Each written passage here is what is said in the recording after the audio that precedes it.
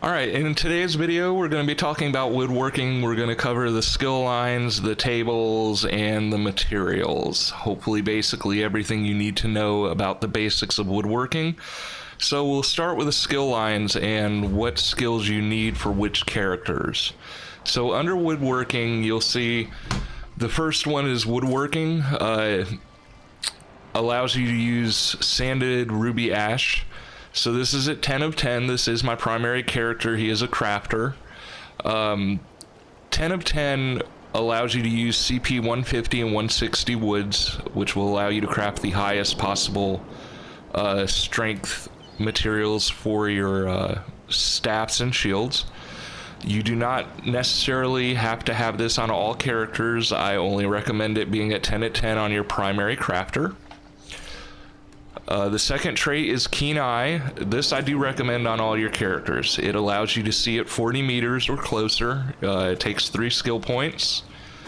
The next one is Lumberjack Hireling. I do recommend this on all your characters. It will bring you resources every day in the mail. Wood Extraction. This is only necessarily on your crafter. Maximizes the chances of extracting woodworking ingredients and allows you in refining the most powerful resins from woodworking materials.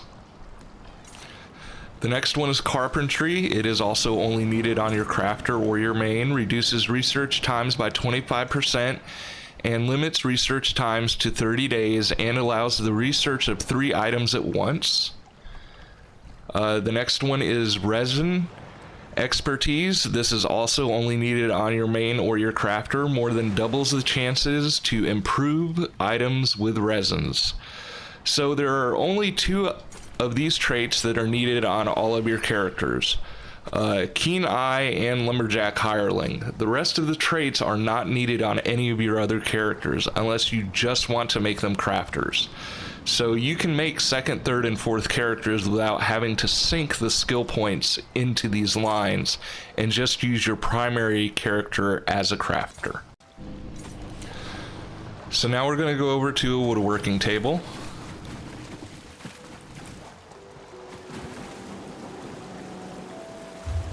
And when you open up the table, you'll see Refine, Creation, Deconstruction, Improvement, Research, and Blueprints.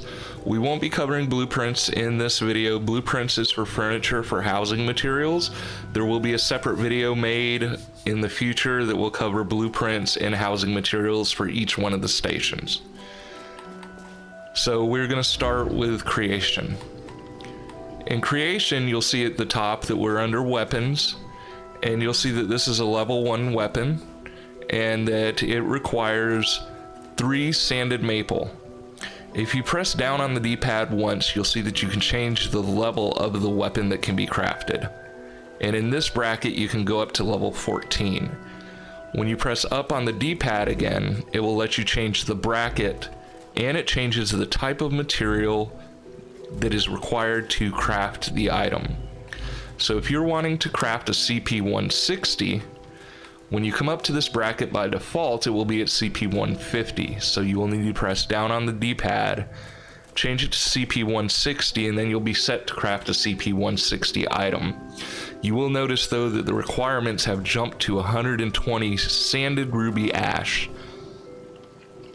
The box underneath this is the style that you want to craft the material in. So this is Wood Elf Bone, and there are several different styles to choose from. You will eventually probably come across a style that you do not know. These styles are marked in red. So it says learn style to unlock. To find new styles, you can either acquire them in certain areas of the map, from world bosses, delves, even finding them in barrels, or by completing quests, or even buying them in traders. So we're going to set it to a style that we know. Underneath this, you have the trait. And this will list all the different traits, and on the right hand side of the screen, it will show what the trait will do. So this is a training trait. This trait is used mainly for leveling a character between 0 and 50. This increases your experience gain with kills by 5%. So for demonstration purposes, we're going to lower this down so that we don't waste materials. And we're just going to craft a level 1, and it requires 3 sanded maple. The top right hand side of the screen will show that we have crafted 1 maple bow.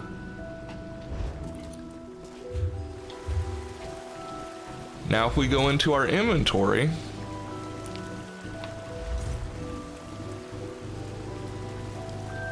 here is our maple bow. It shows that it's training, increased experience gained from kills by 5%. It shows that I'm the one that created, and it gives a cash value of 10 gold. It also, on the right hand side of the screen, shows the stats for the bow.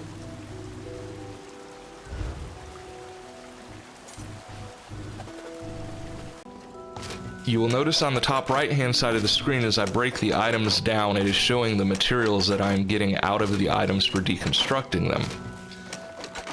Blue items will give different materials than white items. Green items are different. Purple and gold items are also different.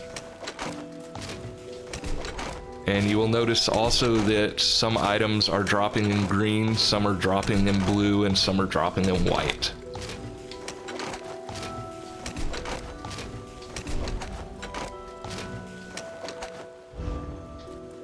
Now that we have deconstructed all of our items, we're now going to refine our materials. Under the Refine tab, you will see all of the different types of materials that you have. And when you scroll down, you will see items highlighted. So this is rough maple. 10 of these items can be refined into 7 to 10 sanded maple, used to create shields, staffs, and bows of level 1 to 14. So when you press A and then press X to refine in the top right hand corner, you will see that I am getting materials out of the refining process.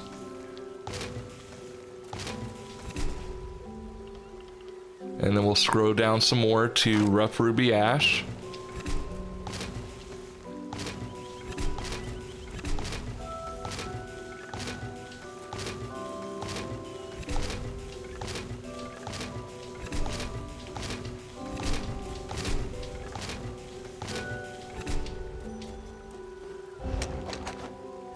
Okay, we have now refined all our materials. So now let's talk about improving an item. So we're going to go in and we're just going to create a random bow.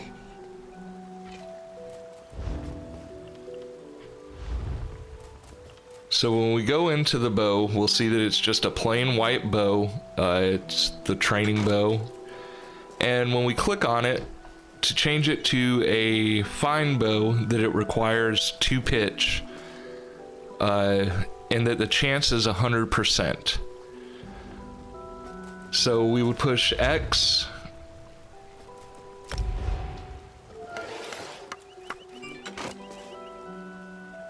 and you'll see now that the damage level has gone up to 204.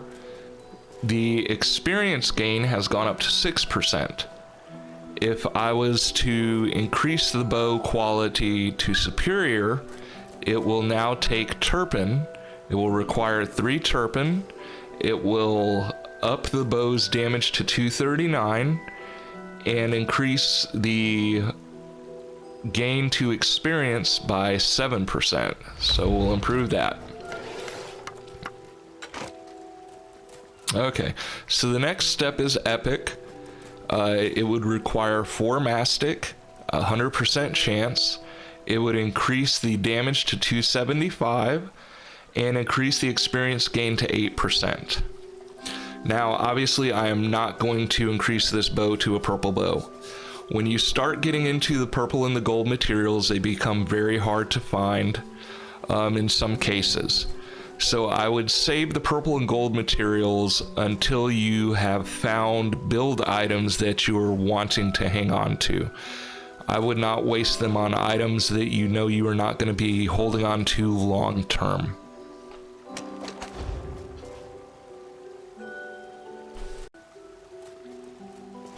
So let's talk about researching now.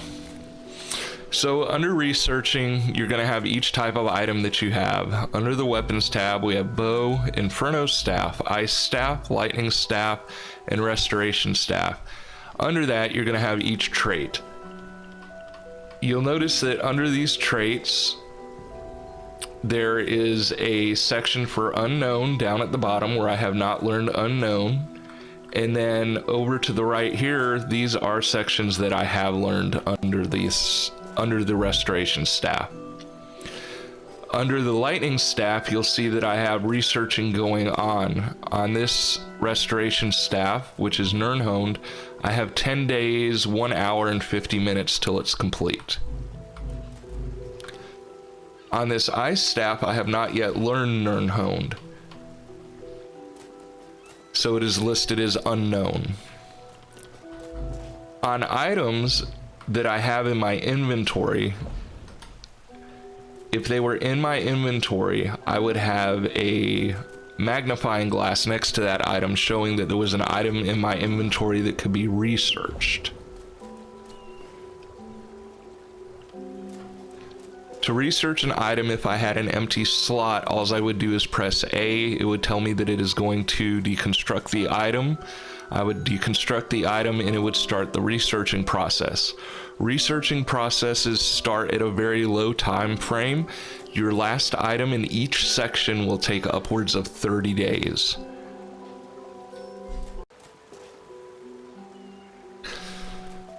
So let's talk about materials now. Materials in your inventory. So as I was saying before, the purple and the gold items are more rare than anything else. The acquisition of these items comes from several different areas. Refining materials, refining rough materials. The purple and the gold mostly come from rough ruby ash. Refining them will get you the rosin and get you the mastic. You can also buy rough ruby ash from guild traders, or the rosin or the mastic from guild traders. Also surveys. Surveys are a very good way to get these materials.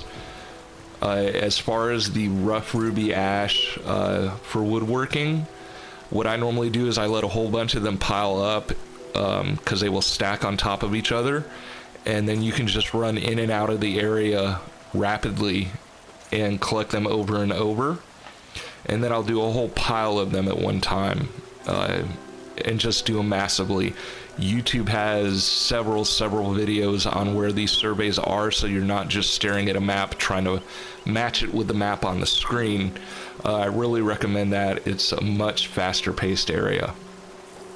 So back to these materials.